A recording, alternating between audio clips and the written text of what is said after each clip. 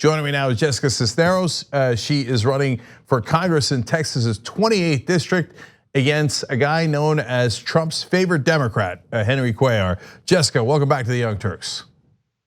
Thank you so much for having me, and excited to be back. Well, I'm excited not only because you're back, but you're back with amazing news.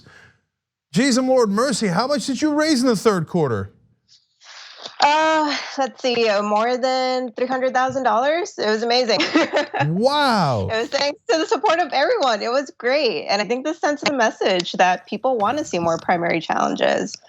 People want to see somebody that's reflective of the community taking on this challenge. It really is a challenge, but luckily we've been having the support of folks on the ground and people that, they just want to see more challenges because it keeps our democracy healthy. Yeah, and so look, let's keep it going. Jessica Cisneros for Congress.com. I'm not saying anything, I'm just saying. Look guys, I gotta give you context here. So back in 2017 when AOC was running as a Just Democrat, very similar to Jessica, she raised only $60,000 the whole year. So Jessica has now raised $459,000. And that's because people know that she can win.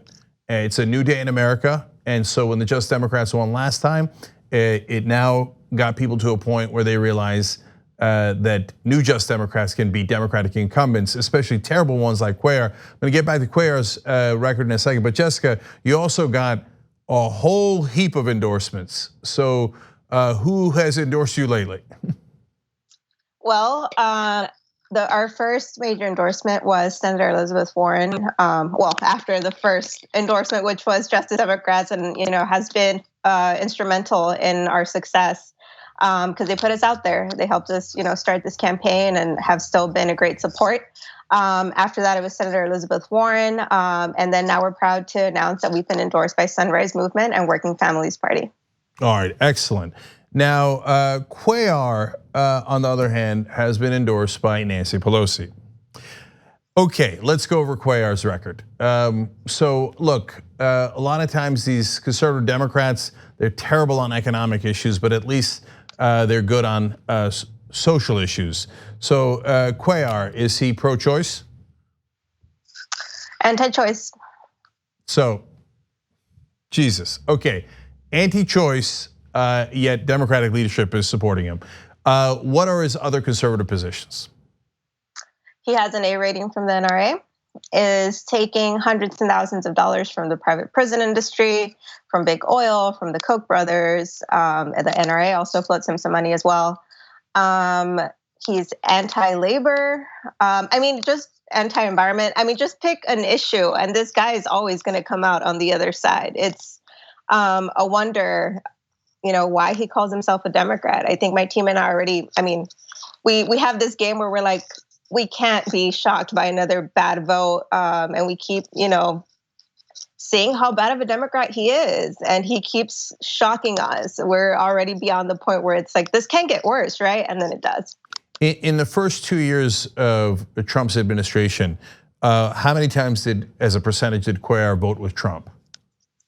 Last Congress, he voted with Trump 70% of the time, including funding the wall, which now the people here in my hometown of Laredo are facing the possibility that it's going to be built here at home.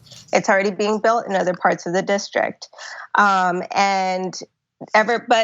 already seen also the effect that the campaign has had on his voting record. Since knowing he was going to be primaried, it's come down to 50, not that it's much better. But he's been flipping on votes. For example, for the first time, he voted for the $15 minimum wage. And then recently on impeachment, we got him to flip his vote on that as well. So look, I think Jessica stands an excellent chance of winning. But understand that even if you volunteer for her or you donate to her, et cetera, it scares Cuellar and other incumbents into vote, even if they're not remotely progressive. And Cuellar is the furthest thing you can get from a progressive. Gets them to vote for progressive priorities because they're scared. So every dollar matters, every volunteer matters because it pushes them in the right direction. Here's a guy voting for the wall, okay? And all of a sudden, he never voted with the workers, never. Then Jessica gets in the race and he's like, oh yeah, I meant $15 minimum wage. Oh, I see, now all of a sudden you got a little panic in you. So look, this is a really hard question, Jessica, but Pelosi's backing Cuellar, even though he voted with Trump 70% of the time. What happens if you win? Then she's gonna come and hug you and kiss you and say, I was always on your side. And then she's gonna tell you to vote against Medicare for all, and she's gonna tell you to vote against Green New Deal. What do you do? I mean, I'm gonna do what the people that elected me to do. I'm gonna be on the side of my people, the side of people in the district. We haven't had another option for the past 15 years. This is a district that aligns itself with the Democratic Party and Democratic values. Unfortunately, we've only had a conservative Democrat be on the ballot. So people are excited that there's a progressive in the running, and they're excited that it's someone young, someone that's here from the district, born and raised, and know what it's like growing up here, and someone that's not out of touch. I think one of the things Cuellar tries to say is that he's also from the district and that he's also the son of farm workers. I am the child of farm workers. But if he really was and had an ear to the ground, he'd know better than to vote to cut the wages of farm workers by $3 per hour. That's how out of touch this guy is. And we know we're going to win because we've got an ear to the ground and we're actually out there listening to the concerns that people have. And we also have the solutions, and that's what we're fighting for. So hold up, Jessica, that's really important. How did he cut, or how did he vote to cut the wages of farm workers by $3? He was in the last Congress. That was one of his votes. It came up. It was a provision that obviously corporations that wanted to exploit farm workers were seeking to cut their wages. And he decided to side with them. And people in the district were so upset that he actually went against farm workers. And there's so many people here on the border that either their family came here and started off as farm workers or are currently working as farm workers themselves. I mean, is it any surprise that a guy taking money from the Koch brothers is gonna vote against workers? Of course he is. Of course he is. So calling this guy a colleague is preposterous, okay? So yeah, you're on our side if you vote against Trump. Now, I mean, on his best day, he's trying to act right because you scared him. He still agrees with Trump half the time. When he's trying to pretend not to agree with Trump. Anyway, so how blue is the district? This is a district that in the last presidential election voted with Hillary Clinton by 20 points. In the Senate race between Beto O'Rourke and Ted Cruz, this district went to Beto by 20 points as well. So it's solidly blue. Everybody knows that whoever makes it out of the primary is gonna win in the general election.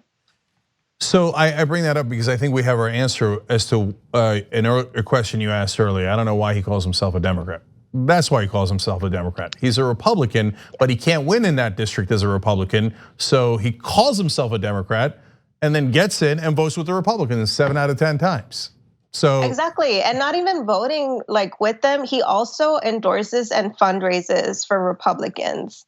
One of them was a very competitive congressional race in the last cycle, where he endorsed and fundraised for John Carter. Doesn't make sense. And that was a super close race. So all the Pelosi's of the world saying, oh no, we have to support fellow Democrats. He threw a fellow Democrat under the bus. By the way, he also ran a primary against a Democratic incumbent. They're giant hypocrites, right? And then he turns around and helps a Republican defeat a Democrat in a really close race. And yet Democratic leadership's like, well, he did a cute trick and he put a D instead of an R next to his name. We don't care how many times he votes with Trump. So hell no. Look, but I want to tell the audience something.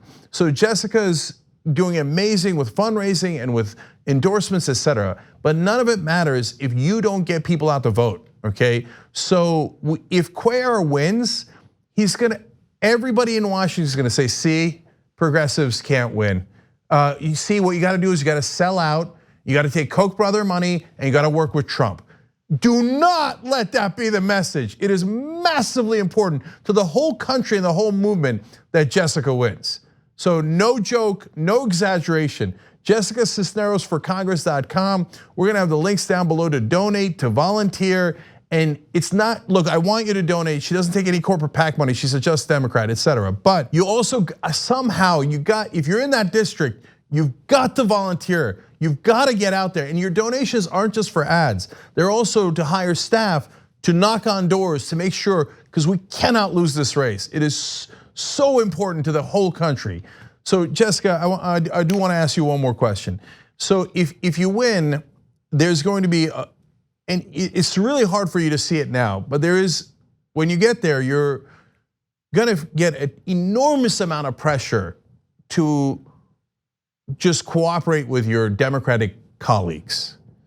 So they're gonna say, hey, there's people in purple districts, Jessica, and if you vote that way, or if you pressure for a vote and you pressure leadership, you're gonna hurt your beloved colleague in that purple or red district. So again, I ask you, what do you do in a situation like that when they put pressure like that on you? Just remember who elected me. From the very beginning, we've said that this campaign is for la gente, for the people of South Texas. And they're the ones that I'm gonna be accountable to. One of the things that I always say is that I'm very happy that I have the experience of being an attorney and bringing that into transitioning those skills into this race and campaigning. And once I'm in office, those are skills that I'm gonna use. One of the most important duties that an attorney has is the duty to his or her client. And no matter who your decision affects, you're always gonna look for the interests of your client. And that's what I'm gonna be doing here. I'm still, I'm making my case. I'm making my case not in a courtroom, but in a district. And the jury and the judge are the voters. And those are the people that I am accountable to. So I'm not gonna budge. I am not going to sell out. I am going to be a fierce advocate for my people of Texas 28. There you go, Jessica Cisneros for Congress.com. Jessica, thank you so much for joining us on the Young Turks and for taking the fight to one of the worst Democrats in the country. Godspeed. Thank y'all so much. The TYT Plus app is now available on iOS and Android. Download to get more TYT content at tyt.com/app.